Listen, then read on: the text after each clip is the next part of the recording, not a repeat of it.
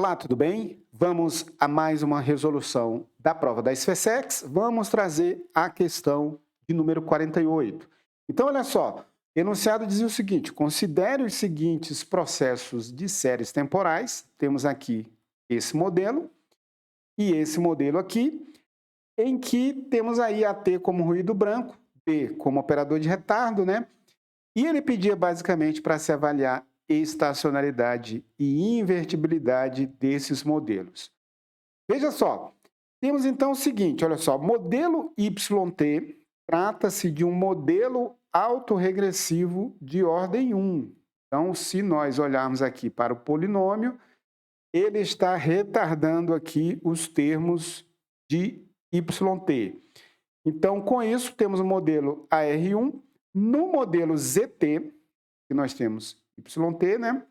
No modelo ZT, nós temos um modelo de médias móveis de ordem 2. Veja que o polinômio ali de retardo tem ordem 2. Basicamente, vamos avaliar quem é estacionário e quem é invertível. Vale lembrar a regrinha de bolso: modelos de médias móveis são trivialmente estacionários. Lembre-se de que médias móveis são combinações lineares de ruídos brancos. Como o ruído branco é estacionário, soma de coisas estacionárias vai dar um modelo estacionário. Já no modelo autorregressivo, nós vamos nos preocupar com as raízes do polinômio. Para que um modelo autorregressivo seja estacionário, as raízes devem ser maior do que 1, lá no polinômio, né? E, ao contrário, a invertibilidade. Modelos autorregressivos são trivialmente invertíveis e modelos de médias móveis vamos avaliar o polinômio. Então, basicamente, era isso que deveria ser feito aqui nessa questão. Então, opção A, ele diz que ZT e YT são processos invertíveis. Lembrando, YT, por ser autorregressivo, trivialmente invertível. Já o ZT, vamos ter que avaliar esse polinômio. ZT possui um processo autorregressivo de ordem 2. A gente viu que ZT é um modelo MA de ordem 2. Então, aqui, ó, opção B já está fora. YT é um processo estacionário. Lembre-se de que YT é um modelo do tipo AR, vou ter que avaliar esse polinômio. E ZT é um processo invertível, da mesma forma vou ter que avaliar, né? ZT e YT são processos estacionários, isso aqui eu já não posso afirmar de cara, né? Vou ter que avaliar YT. YT é invertível e ZT não é um processo estacionário. Lembrando que ZT é estacionário por ser média móvel. Então, não adianta, vou ter que resolver as raízes desse polinômio. Então, vamos começar pelo pior deles, que é o quê? É no processo ZT. Nós vamos ter ali, olha só, 1 menos 0,2b mais 0,8b ao quadrado. Para encontrar essas raízes, vamos igualar a zero.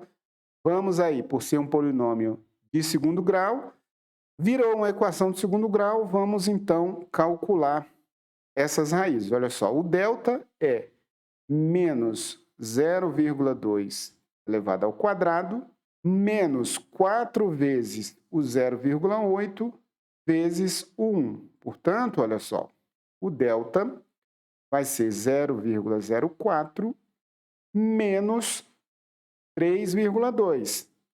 Ora, vamos ter um delta negativo, mas lembre-se de que essas raízes podem ser complexas, não há problema nenhum. Então, o que nós vamos ter que avaliar? Se essas raízes são maiores do que 1. Para isso, nós vamos olhar o módulo dessas raízes. Para isso, então, vamos ter que calcular essas raízes e verificar um módulo de um número complexo. Então, essa é a dica relevante para você não ter que ficar se preocupando em decorar relações de coeficientes em polinômios, em modelos autorregressivos e médias móveis. Então, olha só, as raízes aqui serão da forma menos o 0,2, né? Menos esse coeficiente de b, Então, isso vai dar 0,2, mais ou menos o raiz de delta. Esse delta aqui vai ser 3,16. Então, vamos ter raiz de menos 3,16 sobre o dobro do coeficiente aqui de b ao quadrado. Então, vamos ter 1,6. Agora, veja só, essa raiz aqui pode ser escrita da seguinte maneira, olha só. Vamos ter o 0,2 sobre 1,6. Posso colocar isso como 2 sobre 16 ou 1/8. Olha só, vamos ficar com 0,2 sobre 1,6, mais ou menos. Aqui a raiz de menos 3,16 vai ser raiz de 3,16, que multiplica i, onde i é um número imaginário, raiz de menos 1. Portanto, olha só, vamos ter aqui o número do tipo complexo. Para saber se essa raiz é maior ou menor do que 1, vou calcular, então, o módulo de um número complexo. Você tem um número complexo da forma A mais ou menos BI. A norma, ou o módulo desse número complexo, é calculado dessa maneira aqui.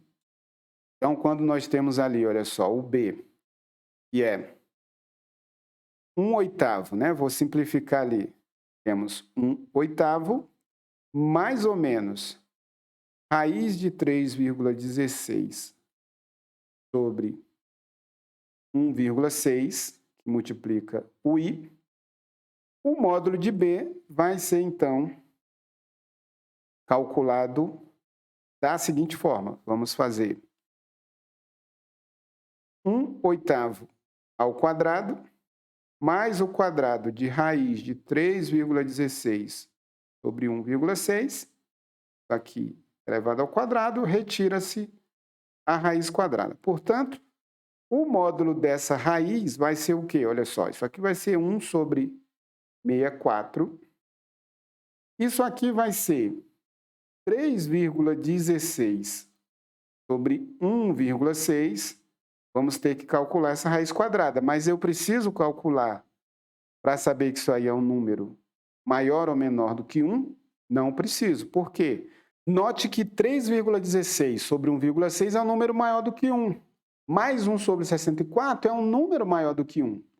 Portanto, a raiz quadrada de um número maior do que 1 vai me dar um número maior do que 1.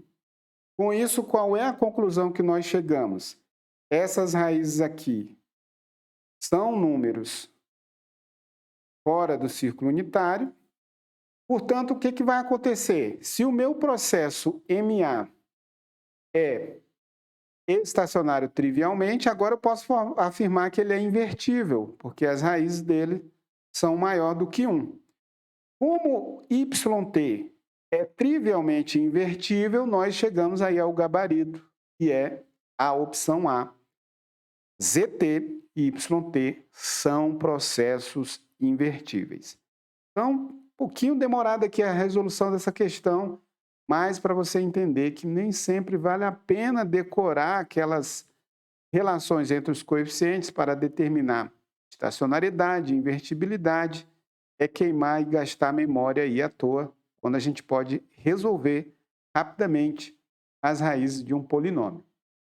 Grande abraço para você e até nossa próxima aula.